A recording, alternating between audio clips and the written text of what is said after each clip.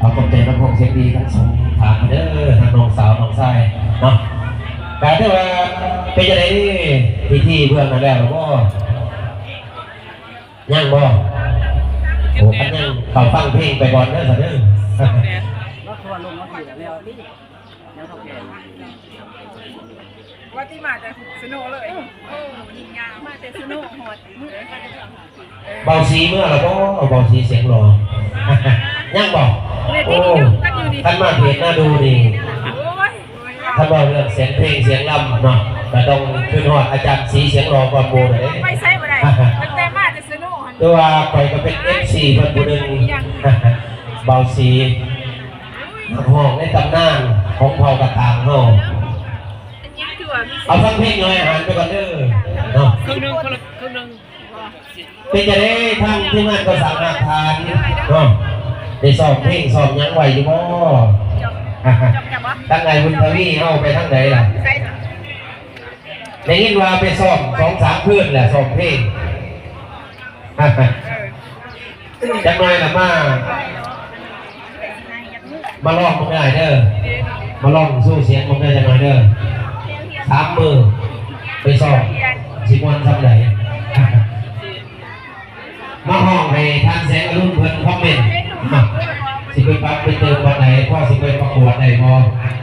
ให้ทางแสงอรุณเพิ่นมีคอมเมนต์ให้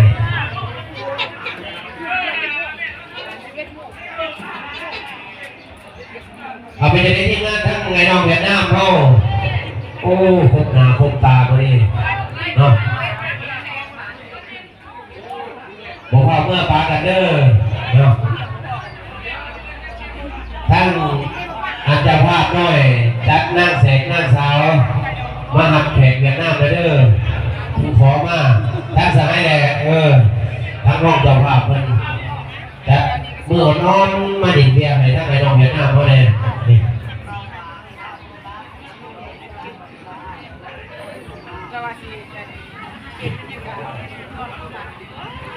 เอามีงั้นก็คอยยิงคอยแก่งกันไปนั่นเด้อ